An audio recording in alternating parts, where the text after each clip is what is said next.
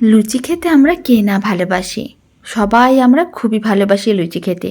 তবে এরকমই ময়দা ছাড়া, সুজি ছাড়া দারুণ স্বাদ মুসুর ডালের মশলা লুচির রেসিপিটা বাড়িতে বানিয়ে দেখুন। খেতে এতটাই ভালো হবে, অন্য কোনো লুচি খেতে ভালো লাগবে না।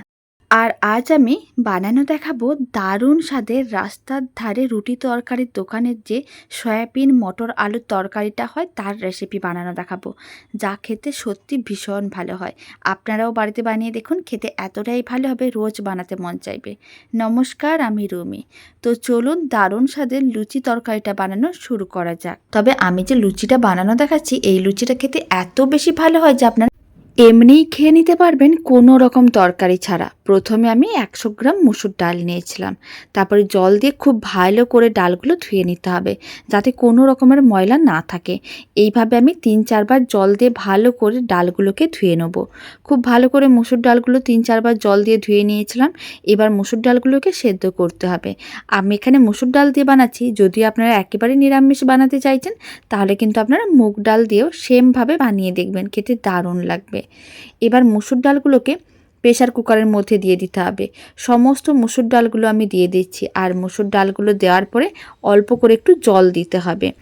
তবে খুব বেশি জল দেওয়ার দরকার নেই, অল্প করে জল দিয়ে দেবেন। আর অল্প করে একটু লবণ দিয়ে দিতে হবে, স্বাদ অনুযায়ী লবণ। এতে মুসুর ডালগুলো খুব ভালো করে সেদ্ধ হয়ে যাবে।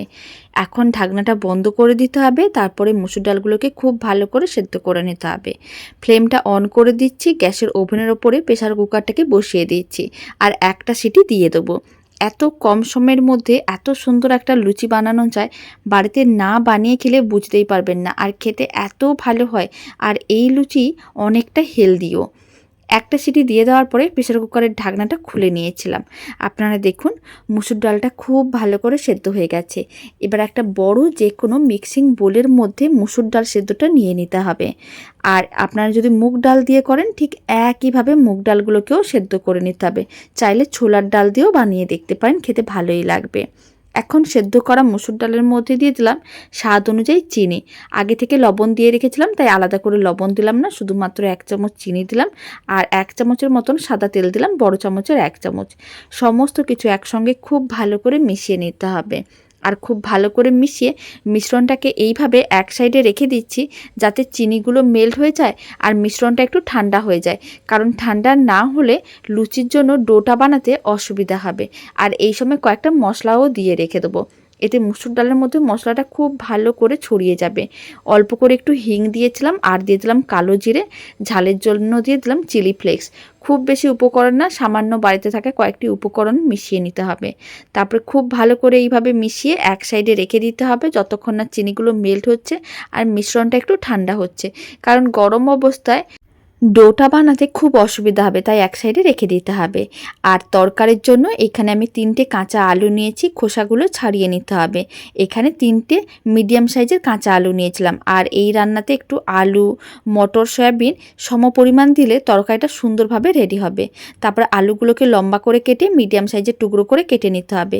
আর সমস্ত আলুগুলোকে একইভাবে ছোটো ছোটো টুকরো করে কেটে নিয়েছিলাম। এবার একটা মিক্সিং বোলের মধ্যে নিয়ে নিচ্ছি। আর আলুর টুকরোগুলোকে খুব ভালো করে জল দিয়ে ধুয়ে পরিষ্কার করে নিতে হবে। এখন আলুর টুকরোটা কেটে নেওয়ার পরে এক সাইডে রেখে দিচ্ছি। আর এই তরকারির জন্য একটা স্পেশাল মশলা রেডি করতে হয়, তার জন্য বাটা মশলা লাগে। এখানে একটা বড় সাইজের পেঁয়াজ নিয়েছিলাম, টুকরো করে নিয়েছিলাম। আর একটা আদার টুকরো দিয়ে দিলাম, 8-9টার মতন রসুন কোয়া দিয়ে দিলাম। তারপরে মিক্সির জারের ঢাকনাটা বন্ধ করে খুব ভালো করে পেস্ট করে নিতে হবে। আপনারা দেখুন মশলা বাটা একেবারেই রেডি। এইভাবে বাটা মশলা দিয়ে রান্না করলে খেতে অনেক বেশি ভালো লাগে। তারপরে আবারও প্রেসার কুকারটাকে ভালো করে একটু ধুয়ে নিয়েছিলাম। তার মধ্যে দিয়ে দিলাম কেটে রাখা আলুর টুকরো আর ভেজানো মটরগুলোকে আমি 3-4 ঘন্টা আগে থেকেই ভিজিয়ে রেখেছিলাম। আর দিয়ে দিলাম বেশ কিছুটা পরিমাণ সয়াবিন। এখন দিয়ে দিতে হবে কিছুটা পরিমাণ জল, তবে খুব বেশি জল দেওয়ার দরকার নেই। এইভাবে সমানে সমানে জল দিয়ে দিলাম, অল্প করে একটু লবণ দিয়ে খুব ভালো করে মিশিয়ে নিতে হবে। তারপরে প্রেসার কুকারের ঢাকনাটা বন্ধ করে একটা সিটিই দিতে হবে। খুব বেশি সিটি দেওয়ার একেবারেই দরকার নেই, একটা সিটিই দিতে হবে। তাহলে কিন্তু একেবারে পারফেক্টভাবে সেদ্ধ হবে, নাহলে কিন্তু মটরগুলো গলে যাবে বা আলুগুলো ভেঙে যাবে। তাই একটা সিটিই দিয়ে দেবেন, এতে কিন্তু খুব সুন্দরভাবে সেদ্ধ হবে। এবার এক সাইডে আমি রেখে দিলাম। আর এদিকেও মিশ্রণটা ঠান্ডা হয়ে গেছে। মুসুর ডালের মিশ্রণটা ঠান্ডা করে নেওয়ার পরে এখন বেশ কিছুটা পরিমাণ আটা দিয়ে দিলাম। আটা দিয়ে এই লুচিটা খেতে দারুণ লাগে। তবে যদি আপনাদের মনে হয় ময়দা দিয়েও বানাতে পারেন। সমস্ত কিছু খুব ভালো করে মিশিয়ে নিতে হবে, তারপরে ডোটা রেডি করতে হবে। অল্প অল্প আটা দিতে হবে আর ডোটা রেডি করতে হবে। আপনারা দেখুন ডোটা রেডি করা হয়ে গেছে। এবার ডোটা থেকে লেচি কেটে নিতে হবে। লেচিগুলো খুব বেশি বড় বা ছোট করে বানাচ্ছি না, এরকমই মিডিয়াম সাইজের লেচি কেটে নিচ্ছি। তবে আপনাদের যদি মনে হয় লুচিগুলোকে অনেক বড় করে বানাবেন, তাহলে অবশ্যই লেচিগুলোকে বড় করে কেটে নিতে পারেন। সমস্ত লেচিগুলোকে কেটে এক সাইডে রেখে দিতে হবে। আর ওইদিকে কিন্তু আমি প্রেসার কুকারের মধ্যে আলু, মটর, সয়াবিনগুলোকে সেদ্ধ করতে বসিয়ে রেখেছি। এইভাবে যদি দুদিক সমানভাবে রেডি করা যায়, তাহলে কিন্তু লুচি তরকারি একসঙ্গে রেডি হয়ে যায় আর খেতেও বেশ ভালো লাগে। এখন কিন্তু এরকমই একটা করে লেচি নিতে হবে, গোল করে প্রেস করে চ্যাপটা করে নিতে হবে। সমস্ত লেচিগুলো একইভাবে রেডি করে নিলে লুচিগুলো বেলতে সুবিধা হয়। আর ওই দিকেও কিন্তু প্রেসার কুকারে একটা সিটি পড়ে গেছে। আমি এখন ফ্লেমটা অফ করে প্রেসার কুকারটাকে এক সাইডে রেখে দিচ্ছি। 5 মিনিট পরে ঢাকনা খুলব। সমস্ত লেচিগুলো রেডি করা হয়ে গেছে।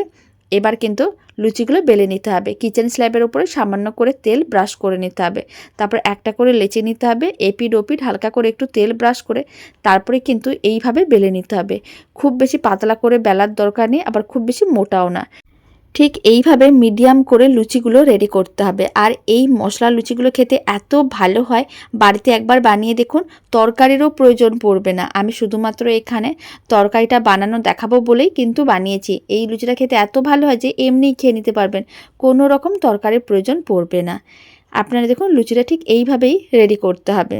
কড়াইতে তেল গরম করতে হবে, গরম তেলের মধ্যে একটা করে লুচি দিয়ে দিতে হবে। তারপর হাতাটা নিয়ে এইভাবে একটু গোল গোল করে ঘুরিয়ে নিতে হবে। তাহলেই দেখবেন লুচিটা খুব সুন্দরভাবে ফুলে উঠবে। গরম তেলটা চাইলে ছিটিয়ে দিতে পারেন বা এইভাবে একটু প্রেস করে দিতে পারেন। তাহলেই দেখবেন লুচি দু খোল হয়ে ফুলে যাবে।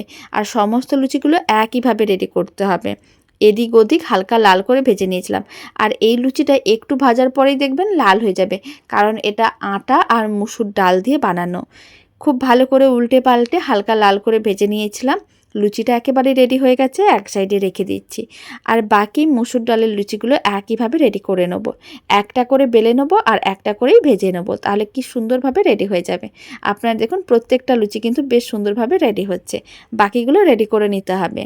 আর এদিকেও কিন্তু এখন প্রেসার কুকারের ঢাকনাটা খুলে নিচ্ছি। আপনারা দেখুন সয়াবিন, আলু, মটর সমস্ত কিছু খুব ভালো করে সেদ্ধ হয়ে গেছে। এখন এক সাইডে রেখে দিতে হবে। ঠিক এইভাবে যদি সেদ্ধ করা হয় খেতেও কিন্তু দারুণ লাগে। কড়াইকে গ্যাসের ওভেনের ওপরে বসিয়ে দিয়েছিলাম। কড়াইয়ের মধ্যে অল্প করে একটু সরষের তেল দিয়ে দিলাম। তারপরে দিয়ে দিচ্ছি মশলা বাটা। যে মশলাটা আগে থেকে পেস্ট করে রেখেছিলাম সেই মশলা বাটা দিয়ে দিলাম। মিক্সির জারের মধ্যে অল্প একটু জল দিয়ে সেই মশলা ধোয়া জলটাও দিয়ে দিতে হবে। অল্প করে একটু হলুদ গুঁড়ো দিতে হবে, আর দিতে হবে অল্প করে একটু লঙ্কার গুঁড়ো। এবার এর মধ্যে আমি দিয়ে দিচ্ছি অল্প করে লবণ, খুব বেশি না, সামান্য পরিমাণ লবণ দিলাম স্বাদ অনুযায়ী। সেদ্ধর সময় কিন্তু অল্প একটু লবণ দিয়েছিলাম, তাই খুব বেশি লবণ দিলাম না। অল্প একটু চিনিও দিয়ে দিলাম স্বাদ অনুযায়ী, আর দিয়ে দিলাম গরম মশলার গুঁড়ো। সমস্ত কিছু একসঙ্গে দিয়ে দিতে হবে।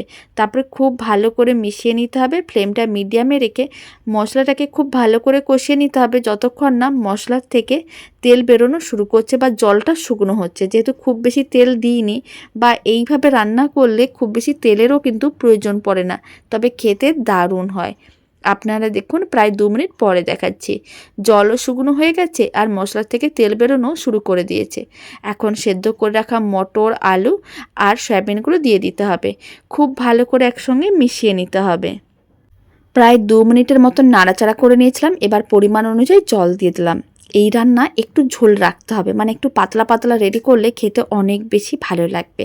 কারণ রুটির দোকানে এরকমই কিন্তু ঝোলটা একটু পাতলা করেই রাখা থাকে, এতে দেখতে দারুণ লাগে আর খেতেও দারুণ লাগে।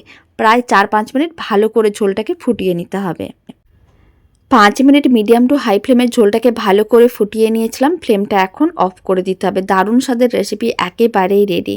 এবার একটা সার্ভিং বোলের মধ্যে সার্ভ করে নিতে হবে। আর এই দারুণ স্বাদের দুটো রেসিপি আপনাদের কেমন লাগলো কমেন্ট বক্সে জানাতে একেবারেই ভুলবেন না।